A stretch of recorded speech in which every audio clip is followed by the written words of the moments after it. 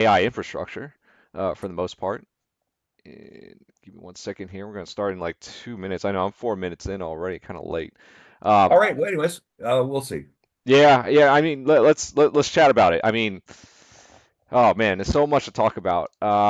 Markets are still very interesting to me. 1 second here. It was definitely tough at the on Wednesday FOMC meeting. Man, that was a pretty exaggerated panic sell, I I know. would say.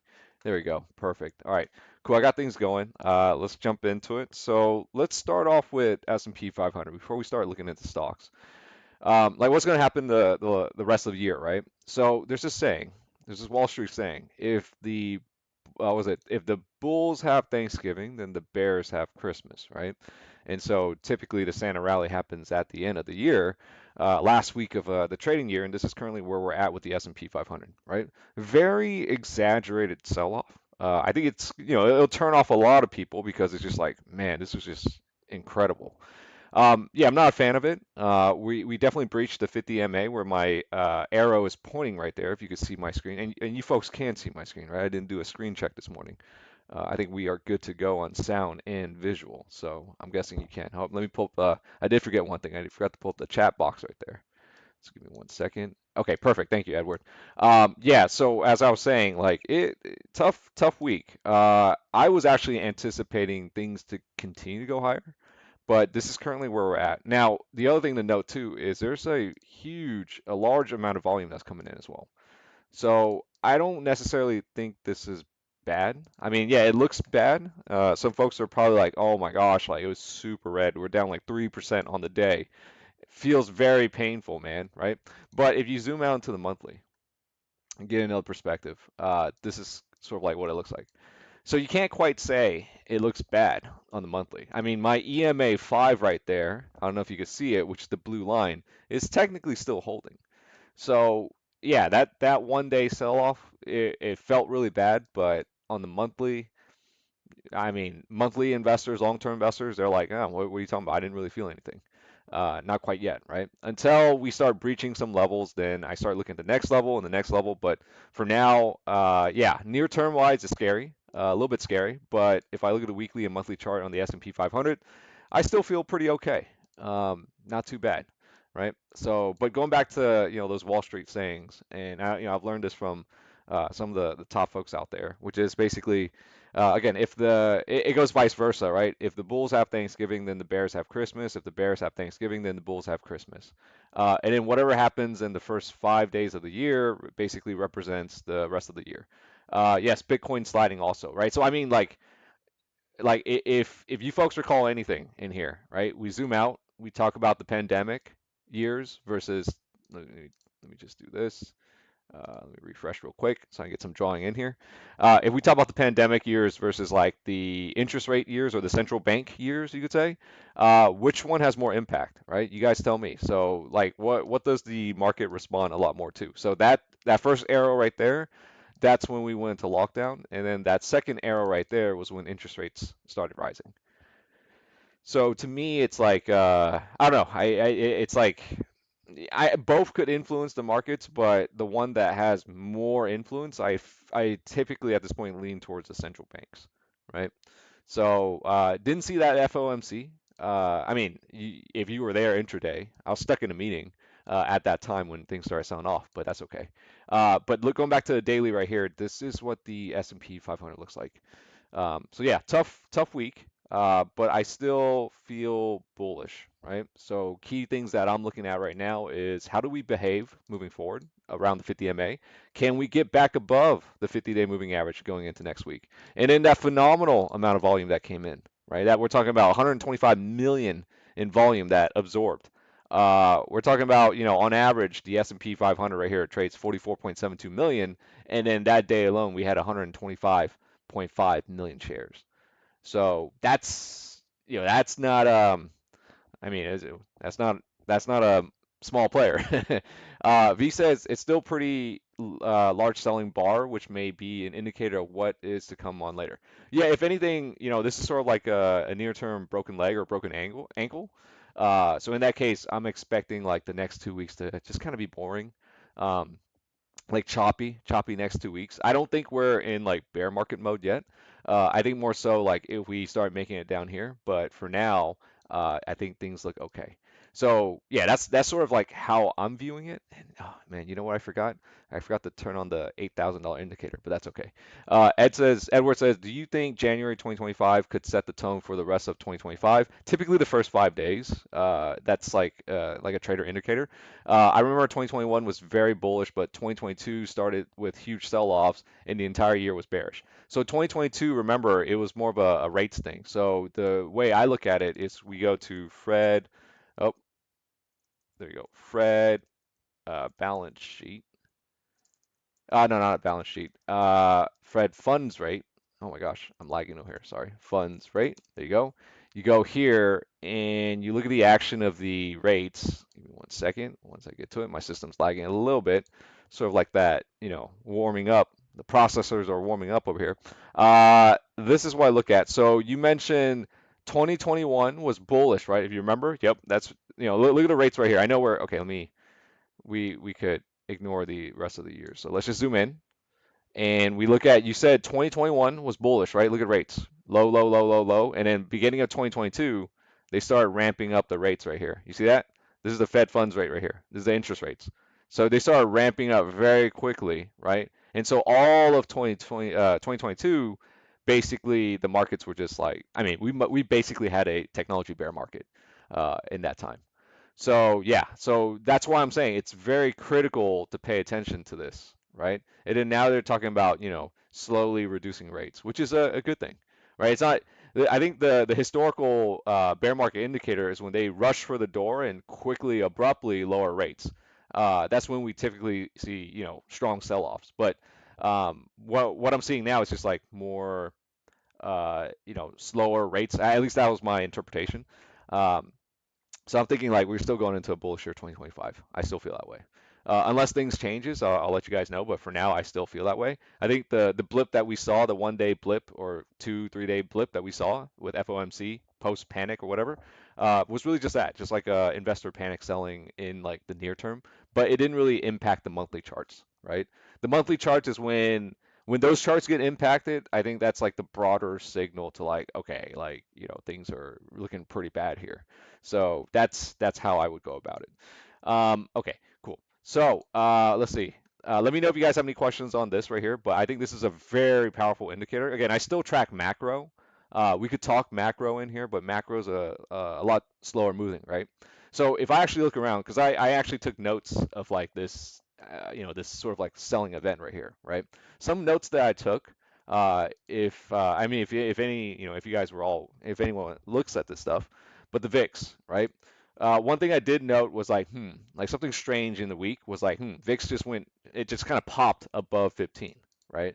So if it's anything that you folks can use as a guiding indicator and something that I love to use as well, is basically the VIX above 15 or below 30, right? So let me get the drawings back in here. So if you notice, let's take this arrow and point it right here.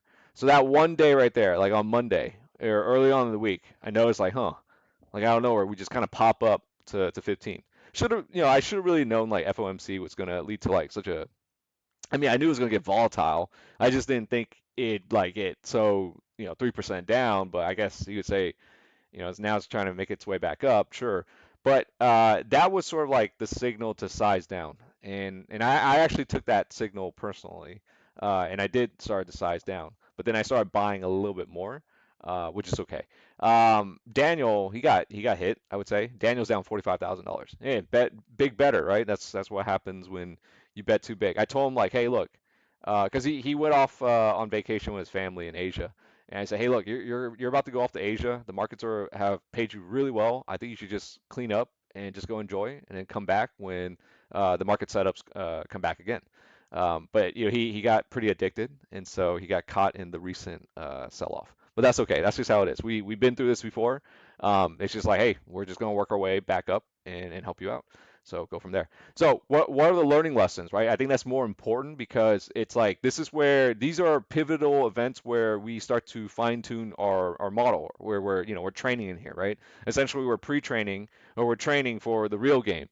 And so whatever mistakes we make, what lessons can we take from it? Don't I think one of the greatest things that I've learned learning from like other folks when I started, there's this one quote which is like, if you lose the trade, don't lose the lesson.